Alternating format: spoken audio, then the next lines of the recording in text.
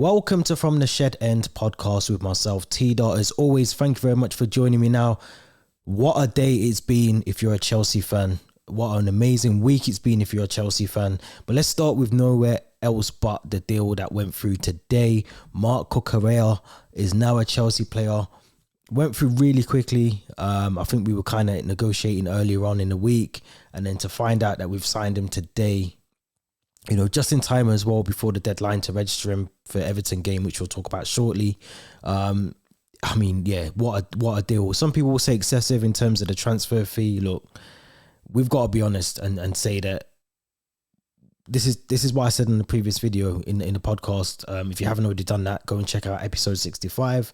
It's out now from the Shed End. Search it on Spotify or click one of the links down below. You'll be able to see that on there as well. Also, subscribe to the channel whilst I'm doing the little plugs. You may as well subscribe to the channel. Make sure you do that. Like as well. That is very important. Give us a thumbs up as well about this video. But as I said in the previous video that myself and Theo did, I did say that we are at that point where we're sort of being held at ransom in terms of transfer fees. You know, clubs will be able to determine what we pay for their players, which clubs do anyway. That's what normally happens naturally as a football club. But in terms of, you know, Cucurella, it looks like a deal that was kind of being done. They obviously, you know, had some sort of agreement with Man City, but they wanted more because they knew that they could. They knew that, you know, we needed the player, we wanted the player, and that they knew that we had the money to pay for the player as well, which is another key thing that, you know, sometimes people forget is that, you know, we have got the money to be able to buy these players. So, you know, Cucurella coming in, obviously that does spell the end for Marcos Alonso, who I do feel gets a lot of unfair treatment, you know, throughout the Chelsea fan base. I think he's one of those players that doesn't necessarily do you know, as much as maybe a Ben Chilwell or how much Ashley Cole's done for the club. But in terms of some of those important moments that Marcos Alonso has been involved in and been part of as this team, you know, you can't take that away from him, you know. And even going back to last season without Ben Chilwell being there, no replacement, no backup options, no Emerson, no Kennedy at the time as well, you know, for Alonso to still come in and play the way that he did, you know, I think for me, if he does end up going to Barcelona, which I think is a club that he's been linked with heavily, then, you know, for me, he's an unsung hero at Chelsea. I think, you know, wish him all the best and all of that stuff as well. But Cucurella coming in is definitely something that, you know, bolsters that position heavily, especially if we keep Emerson as well this season,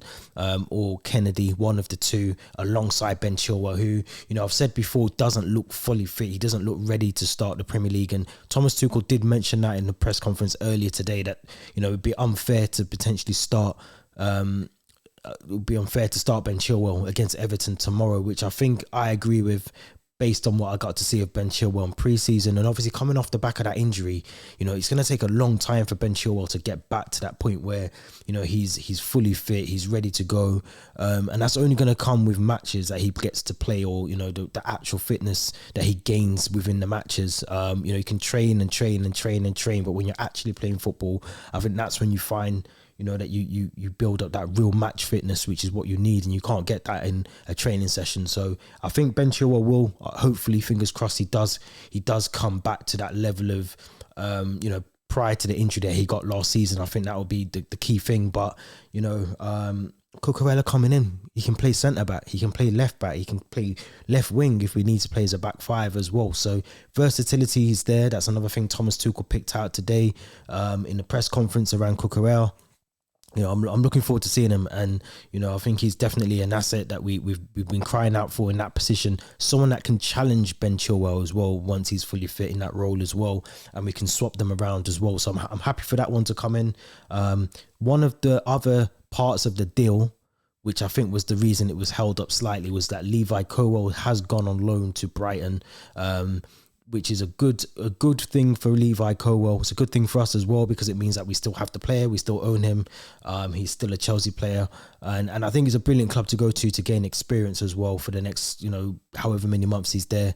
I think he's a really good player. I think he had a really good loan season last year, but I think he had to step up. He has to do that next level, and I think this deal now to get him at Brighton is probably what he needs. So I think that's a really good deal for Levi Colwill. I'm happy that there's no option to buy or obligation or mandatory to buy at the end of the loan deal. So that should hopefully mean, you know, providing that he does really well at Brighton, you know, he can come back into the Chelsea team and make a name for himself. You know, you will look at the likes of maybe, you know, Cesar Azpilicueta or Thiago Silva, who might be dropping out of the team, you know, in the next season or so. So I think if Levi Colwill can go and have a brilliant season at Brighton and come back as a more mature player in terms of how his football mind works, not to say that he doesn't do that now, but I think going to Brighton, he'll definitely learn a lot more than playing in the development squad or playing in the Championship as well. So I'm looking forward to that the loan deal for Levi Colwill to see how that works out. But similarly, I'm looking forward to Marc Cucurella, who is now a Chelsea player, to come in and do a job for us as well. So that's a big bit of news. There was another bit of news that came out earlier on, just before I started recording. It was by Ben Jacobs, who confirmed that we have gone in for another bid for Wesley Fofana. It does look like Leicester City have rejected that bid, expectedly as well. I think they're looking for the region 80 million, maybe above 80 million for Wesley Fofana, if they're even to entertain any sort of deal with us. So from what I've been hearing and from what I've been reading, Simon Phillips is another good source of information. It looks like Todd Boehly is hell-bent on getting Wesley Fofana at Chelsea and will not stop until that deal is done. So you will expect another bid to go in for Wesley Fofana the next couple of days, maybe even the next couple of hours. The way that we're doing these deals at the moment, it feels like we're kind of trying to just get them through the door now and get them as part of the team. So I think now that the season's kicking off, you know, in the next hour or so, as I'm recording this, I think you'll find over the next weekend or so, especially if we lose to Everton as well, I can imagine that, you know, Todd Boehly will stop messing around in terms of offering below what Leicester needs or want, and we'll go straight for the 80 million mark, which I think we should be doing anyway at this point in the transfer window. But Wesley Fofana coming in definitely, for me, is a good signing as well. I did say that on the podcast that myself and Theo did earlier this week, but I feel like getting Wesley Fofana, it just gives extra cover at the back, you know, for injuries or for fatigue or for, you know, for players who just need to have a rest. You know, we've got a lot of football to play, including the World Cup this year. So I think having as much depth in the quality in depth as well, especially in your centre-back areas, is vital. So I think if we can get this deal done, which is, it looks like we're trying to, alongside Koulibaly as well, Thiago Silva, Chalobah, you know, we've got ourselves some good options there as well. And of course, Cesar Azpilicueta, who yesterday agreed a 2-year deal extension on his contract, so he's there as part of the team. He can also fill in, and I would expect Azpilicueta to potentially play more of a centre-back role. He's got to that age where I feel like he's you know, his legs are gone. Let's be honest. He's not as fast. He's not as quick getting down the wing as he was, you know, a couple of seasons ago. And I think if we can use him as a right centre back and still keep Reece James in the team as well, and swap them around, you know, there's going to be times we saw Thomas Tuchel's done that before, where he swapped, you know, Reece James and Azpilicueta during in the games, or even, you know, just in terms of whoever we're playing when it suits. So I think he'll still do that. I think he'll still use the two of them, you know, in terms of those two areas of the pitch. But I just think having that there as an option to play him at centre back is brilliant as well. The same with Cucurella on the left side as well. I think that's another option as well. You know, we have to utilise this squad as much as possible. So I think that for me, Azpilicueta, 2 years, and not just on the pitch as well. We have to think about things that he does off the pitch in terms of, you know, being in the dressing room, being around the training area, being around and giving the manager, you know, potentially insight or help or something into the club as well. I think that is why he's potentially signed as well.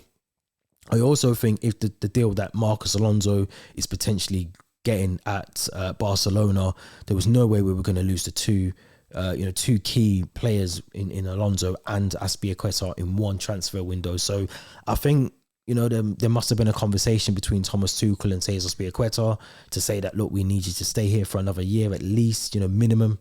Maybe you can leave at the end of next season. But I do think, you know, losing both of them would have obviously meant maybe a Kyle Walker-Peters comes in or someone else comes in to fill in that gap that Azpilicueta would have been leaving. So I think to lose one of them is fine, especially in this window. We've replaced him with Cucurella, and, you know, Azpilicueta potentially might leave at the end of next season, but all that experience that he's going to be able to bring to this defense that we've got now is going to be crucial. So I think, it's brilliant for us to have Cesar Azpilicueta for at least a year, even if it's just a year, maybe two, hopefully. But let's move over to tomorrow's game, 5:30 kickoff. We'll know by then sort of who's won and who's not. The rest of the teams that will play at 3 o'clock as well. So I've gone for my predicted lineup. I think I've got the Cucurella number wrong. I did do this numbering earlier on today before the number was announced. I think he's wearing number 32. So if you do see that on there, when I put 36, that was just me being adventurous. But I've gone for this team for tomorrow, which I feel, I feel that we have to go with this team for me personally. I don't think, as much as I've just spoken about Azpilicueta being able to play right centre back, I think I would put Trevoh Chalobah there tomorrow. I just think Everton, first game of the season, I think they're going to be up for this game. 100%. We got to see what they done to us at Goodison Park last season. The fans were on top of us. It's a really tough ground to go to at Goodison and to try and get a result. We have had some really good opening day fixtures and we've won some really good games, but the two that do spring out to me is the United game especially. That game was really hard. I think we lost 4-0. I think that might have been one of Frank Lampard's first games. But I think for me personally, I'd go for Mendy in goal. As much as, I sort of have my doubts about him this season. I think he's really shown that he isn't the goalkeeper that we all thought he potentially was going to be. And he has got to get those things out of his system early. So I'd rather, if he's going to make mistakes, he does them in these kind of games. But look, he's meant to be a world-class goalkeeper. So we shouldn't even be talking about mistakes from a goalkeeper of that caliber, in my opinion.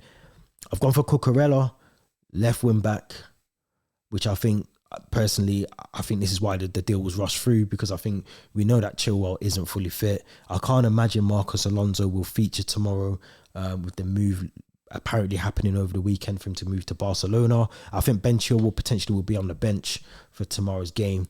So I've gone for Cucurella, who will be wearing 32, I believe, not number 36. I've gone for Koulibaly and Thiago Silva and Trevoh Chalobah as my three centre-backs, which I think in this game here, first opening game of the season, I would go with those three. I think it just makes sense to have the experience of Thiago Silva in the middle of the two. Trevoh Chalobah, who I feel actually does really well in games when our backs are against the wall, in terms of the fans, in terms of the atmosphere, in terms of the pressure that just comes with those games. I feel like Trevoh Chalobah does really well in them.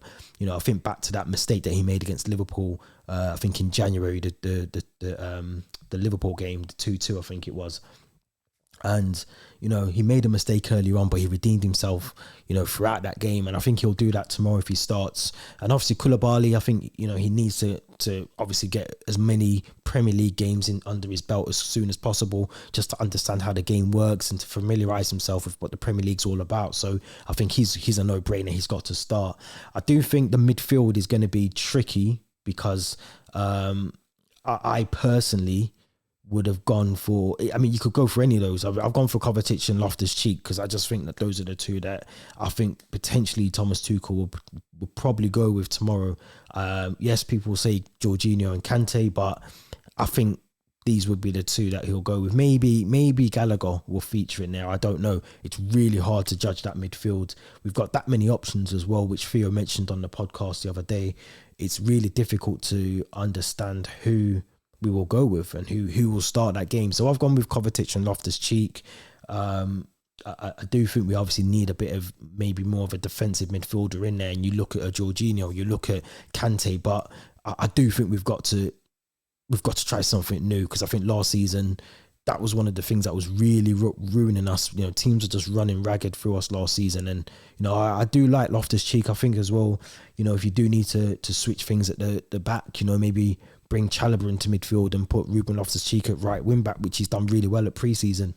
Ideally, it's not something I would personally do, because I think, Reece James is the man for me to do that. But I think my two midfield players, they've got to have a lot of energy in this sort of game. And I think you get that with Kovacic, you get that with Loftus-Cheek, you even get that with Conor Gallagher from what we got to see at Crystal Palace. So I'll be very I'm very open-minded about what we're going to get to see from Thomas Tuchel and how he's going to line this team up, because it's a finger in the air moment. You just don't know what the team's going to look like in terms of, you know, front to back.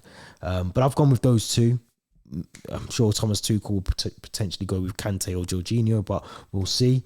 And the front three, I've gone with Mason Mount on the right side of that front three, Raheem Sterling on the left side, and Kai Havertz down the middle as that false nine option, which I think is probably the only sensible three that I would go with in my attack at the moment. I do think one of the things, and I've said it so many times last season, is we need consistency with our front three. And I think if we're able to do that and understand which of the three works well together, then don't change that. As much as possible, you keep it as it is, because one of the things that we had to do last season was accommodate Romelu Lukaku. We don't have that this season, and I think this is a perfect moment now, and it's one of the things that will be highlighted throughout the season, I'm sure, especially with Raheem Sterling coming into this team. But we need to be able to consistently score goals, and that's one of the things we lacked last season, was goals. You know, we were looking at, you know, Lukaku being our top goal scorer, but he missed half the season. He wasn't even playing in the team. Jorginho, I think the season before that, was our top goal scorer with the amount of penalties that he scored.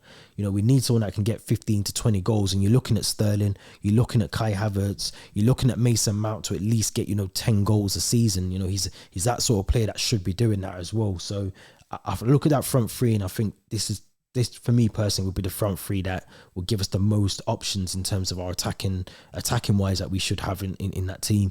You know, people might say Timo Werner or maybe a Christian Pulisic, but I just look at that and I think if you're going to get goals, it's going to be out of those three there. So we'll have to see what Thomas Tuchel goes with.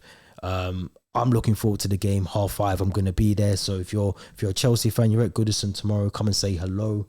Let me know what your predictions will be as well in the comments. Subscribe to the channel. Don't forget to do that as well. This has been T.Dot. It's from the Shed End as always. Thank you very much for watching. We'll be back with another video very, very soon.